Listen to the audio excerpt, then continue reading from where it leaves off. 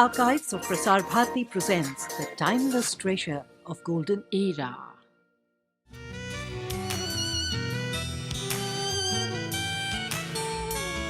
In conversation today, my guest was a Prime Minister of the United Kingdom for 13 years. She led her party to 3 consecutive, unprecedented electoral victories. She was nicknamed the Iron Lady by people behind the Iron Curtain. She has emerged as a leading international statesman for our troubled times. I'm delighted to welcome Lady Thatcher. Thank you. A few days ago at a speech in Bombay, you said that the most useful word in politics was no. How does a politician go about winning 3 successive general elections saying no? Because you have to say no to demand after demand for extra subsidies, extra expenditure, and all of that extra money comes from someone else's pocket. And therefore you have to be very careful on the total expenditure and say no to matters which would take you above the income of the state. I don't believe in getting into debt, either as a family or as a business or as a government. I think people understood that unpopular decisions, that is to say difficult decisions, had to be taken. I took over at a time when Britain was in decline. She'd accepted decline. We had masses of nationalised industries. We had many strikes. We had very high levels of taxation, and Britain counted for nothing in the world. And all of a sudden people said, we're worth more than this. Let's try a totally different policy. We laid out our general philosophy that government should restrict what it did to things which only government can do, like keeping the finances sound, like having a good rule of law independently administered, like reforming trade unions, like having a very good education system and a strong defence and a basic safety net policy for people who fall on unfortunate times. Government shouldn't be running business, and we must make a lot of reforms in the law and cut regulation. They knew it would be tough, but they were prepared to try it. And try it we did, and it succeeded, and many other people have followed since. You also said in Bombay that women are much better at saying no. To what extent would you say that gender determines the style of leadership? I think that women who get into politics have probably had quite a tough time getting there, and therefore they're accustomed to the discipline of having to live within income, and they're accustomed to planning their day and accustomed to being very direct. So perhaps that's why we get on better in saying no and in being more concerned to get the right policies than we are to being popular. A growing number of countries, including India today, follow some form of Thatcherism, the laissez-faire revolution that you inspired and led in Britain. You were here in India. What are some of the key pieces of sort of advice or insights that you share? Well, I note full well that your finance minister is getting the finances into a sound condition. From the outside looking in, it seems to me you have far too many regulations. Every regulation requires a batch of civil servants. That puts up all your overhead and administrative costs, and it makes it very difficult for industry. I cut the regulations heavily, and I also cut the subsidies. As I say, the subsidy to one industry is a tax on another person or a tax on another person's profit. And what you want are really good, strong, competitive industries which can stand on their own 2 feet and can make profits and therefore can contribute to your treasury instead of drawing money from it. When those subsidized industries draw money from the treasury, it means the Treasury has less to spend on health and education and on training people to get them out of poverty. So it's better to have a good, strong, healthy, free enterprise industry, which makes its way, as most industries do in the world, by making what people want to buy at a price they can afford to pay. You get much stronger that way. And industries make their own decisions. That's what life's all about. When you were initiating reforms in the United Kingdom, there was considerable anguish and debate on cutbacks in 2 crucial areas, in the National Health Service and on education. Your alma mater, Oxford University, was particularly unhappy at that. What areas does it become legitimate for governments to support? I don't believe that government should stay in industrial activity. After all, the private sector makes your aircraft, it makes your defense aircraft, the private sector makes your tanks, it can make your guns. There's no reason why it should even be in your defense industry. Although when you're privatizing any defense industry, you naturally wish to have what is called a golden share, which means that government can make certain decisions to keep it in the country and so on. The role of government is keep the finances sound, keep expenditure within reasonable taxation, always give incentives to people to work harder. Cut out the regulations. Let me give you an example. In our first few weeks, I cut out all regulations on prices, on incomes, on dividends, on foreign exchange control and extra development certificates. All of those went, and people said, oh, won't prices go up? No, we found that when we had a price commission, all that a business had to do to get an increase in price was to say, look, our costs have gone up. And it got the increase in price. When you left it to the market, you'd find another company could produce the same thing more cheaply, better quality, maybe had better equipment. Competition keeps prices down far more effectively than a price commission. So all of those things went, and a lot of other regulations. Now, if I might say so, I think you perhaps need, if you're to get rid of over-manning, which you must do, if you're going to get investment in and competitive goods, you must get rid of over-manning. But then you're a bit fearful. You say the person won't find another job, or what will he do? I took the view that when we were privatizing, and say an industry had twice as many people as it really needed, that we had to get rid of the over-manning, but we had very good redundancy schemes. I wasn't going to have people thrown on the scrap heap, as the common phrase goes. And if you're privatizing, you'll get quite a lot of money in, so you can afford to have and offer reasonable redundancy. The rule we ran was this, that it applied particularly to heavy industries, to people working in coal, in the docks, in steel. Their skill was their capital in a way. And so we said, well, their job is coming to an end, so we give capital compensation for the fact they won't be able to use their skill. And we said, and I'm not sure how the figures translate into rupees, we'll give them, those who have to leave, £1,000 for every year they have worked in that industry. Now that's a lot of money. So if they'd worked there 30 years, they got £30,000, and it was not taxable. And we found we didn't necessarily always have to have compulsory redundancies. We said, this is the amount you will get, according to the length of time you worked, if you leave. And people came forward voluntarily and took the money. Some used it to start up small businesses, some put it in capital, in other industries in order to get an income. And some used it for training for other jobs. Now that's how we did it, because I didn't want it ever to be said that people had to leave the industry to make it more efficient, did not receive consideration. They did. And those who stayed in it to build the new industry when it was privatized, they were allocated a special group of shares which they could buy at a discount. Now that way we got people with us. They all had a cut of the cake. And that way we got our industries efficient. And it also, because we privatized over a number of years, you can't do it all at once, privatized 44 industries. And it meant that each year the state had coming to it, that is the government, something like £7 billion, which again is a lot of money, which we didn't have to raise from taxation, or we could use for other capital expenditure on work that needed to be done. In the West, it's increasingly entering the agenda of political parties, the concern for the family, going back to the family. Are you concerned about the erosion of family values in the Western cultural ethic? We're all concerned about it.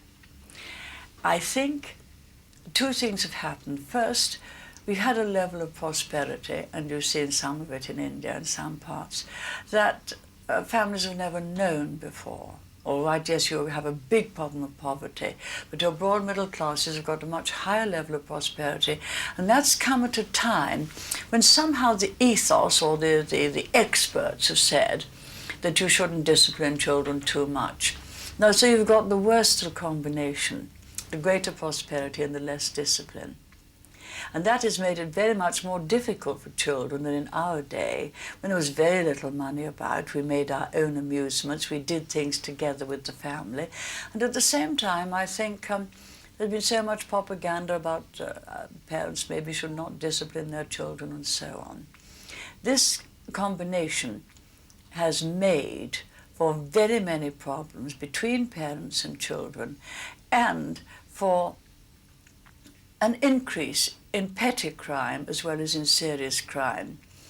It's very ironic that those people are using their freedom, taking their whole freedom, and not respecting the freedom of others. You must understand, if you accept freedom, you must take the responsibilities that come with it to respect the freedom of others. I think now there is a reaction against it on the part of the young people. This phenomenon was accompanied, the increase in crime and lack of discipline, by a different approach to teaching. In my day, we were very well taught in mathematics, in science, in history, in geography. We were taught in the sense that we were instructed about things. Then people say that's learning by rote. I said it wasn't learning by rote. Our teachers understood we had to know certain things before we could apply those rules to what other things happened. But if you don't learn your nation's marvelous literature, if you don't learn some of its poems and some of its prose when you're young, you'll never remember it. If you learn it then, you'll have it for life. If you don't start on learning history and learn its mistakes, you'll repeat the mistakes. If you're not instructed in science and instructed in its methods, you won't be a properly educated person. Now, one of our great headmasters said the other day, we've got to stop the pursuit of the trivial and start to teach children all the great things, the great intellectual things, the great things that have happened in sciences, in the arts, and the great things that have happened in your country. That is going to come back because parents and young people realize it gives them the best start. There is concern, a fear that with the internationalization of the global economy, the ethic of competition may somehow in some way run counter to the traditional Indian ethic, where we have sought to restrain desire, to restrain consumption, not to grasp. Do you think that it is possible for India to come to terms with the imperatives of international global capitalism, this ethic of competitiveness, delivering the goods? Look, trade's always been international. Look at the cities that are on the great trade routes. Look at big cities, big ports. Big ports like Bombay grew up because they're on trade routes. They thrive, they provide jobs because they're on trade routes, because they exchange one set of goods from one country going through your port for another coming in. If you want to provide jobs, you can't say, oh, it's wrong to buy extra things. How are you going to get the extra jobs? And is it wrong for a parent, a grandparent, to want to give the child a better start in life? For the family to want that their children have a better house, have better things in the house, maybe have bicycles, maybe have a car, maybe have some money over to go to the arts, to theatre, maybe some money to send their children to a university or give extra education. What's wrong with that? It's wrong to want money for its own sake, but it's quite right to want it for a better standard of living and to do many of these things which are quite expensive, and to have something to save. India saves. You've got a very good savings record. Because you save, you've got money to lend to industry for it to provide extra equipment, to provide extra jobs. But it's no good saying it's wrong to buy extra things or call it consumerism if in the next breath you want more jobs. And after all, television is a form of materialism and consumerism. In my young day, there wasn't any. I would think that on the whole people learn a lot more about how other people live, a lot more about what goes on in the world, and have the chance to learn a lot more classical music and beautiful things. Of course they can watch the programs that you and I wouldn't like, but on the whole it's been a benefit. But if you want more jobs, you'll have to make more things and give more services. And that actually adds to the quality of life. And that really is what you work for. And also to save a bit of capital to pass on to your children. As a child, you were asked at a family gathering, what is it that you wanted to be when you grew up? And you were 10 years old, and you said you wanted to join the Indian Civil Service. That's right. What are your earliest sort of memories, images of India? My earliest memories were affected very much. I was a member of a church, and my father was quite prominent in the church. He was also prominent in local authorities. We also read papers, and we also looked at photographs of all the splendor. And we looked at books. So we had books about India, but just at that particular time, we had the Silver Jubilee of King George V and Queen Mary, and there were great preparations for it about 18 months before. And this is where we learned so much about the many countries of the Commonwealth. Now, India is a very splendid and fascinating country with a very, very long history. You know, history goes far back, far further than ours. And we really learned about its majesty and its splendor. And it is magic. I can't use any other word for it. And always, because we were in a church, a Christian church, we had overseas missions, and we had a lot of people coming through London telling us about their life. So it was nothing unusual for us to have people from many countries in the world. And you also have some remarkable wildlife, and I was very keen on looking at books about wildlife. And I knew that somehow we administered India. And I knew that there was therefore an Indian civil service. And somehow it was just a total fascination for me. And then we saw the splendor of people as they came to the processions. You know, I think there's more affinity between British people and Indian people than almost any other two peoples who you would think are different. We both have a strong tradition. We're both proud of it. And I just wanted, if there's anything I could do, I just wanted for a time to be part of it. You mentioned a special affinity between India and Britain, and you've also mentioned the same phrase, a special affinity that you had with Indira Gandhi and later with Rajiv Gandhi. What was this special affinity you felt with her? Two women prime ministers? To some extent, two women prime ministers, but it was rather more than that. Sometimes if I was coming through, she'd very kindly ask me to break my journey and go and have breakfast with her. Sometimes when I was here officially, she would give a luncheon party in her home, which was the official home, but it was like the apartments in Downing Street. It was a very modest one. And when we had breakfast and when we had a buffet lunch at her home, it was just in the same way as I did it. We didn't have very much staff. Of course, you had special people in to help, but you were going round, you were picking up the plates, you were taking them to the kitchen, you were getting other things in, you were seeing people had things to eat, just like any mother in any family. And she and I did it exactly the same way. She got also very worried, I think. It was very lonely. The other thing I know, we both knew the loneliness of decisions, because we both had to make some very tough decisions. Now, our politics were very different. Indira Gandhi was much more for doing things by government doing things, and I was much more for doing things by giving people the chance for the education, the training to do it for themselves. But we both had to make tough decisions. We both had to withstand a great deal of criticism. Now, that does give you an affinity, and there are very few people in the world who can experience that and be tackling it in the same way. The decisions in her cabinet were different because there were so many more where you have nationalised industries of who's had what contract. I mean, I had none of that. We were on the policy. And the way she had her home, and the way her children sometimes were there, and they all helped. And it was friendly and it was warm. And she was just as much a woman she was a prime minister. She was a very womanly woman and a very beautiful woman. The more beautiful, I think, because of some of the problems she really took to heart and wanted to do. Well, there weren't many of us in the world who could share experiences in that way, and we did. You've come back to India after many years. What changes do you see in India, and what do you see India as and being in a global context in the next century?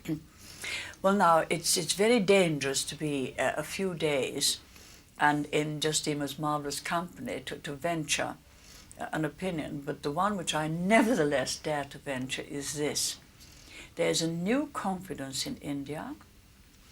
There is a new certainty that she's taken a different course of action, and there's a belief that that is the right one, and there is a belief that you have to persevere and continue.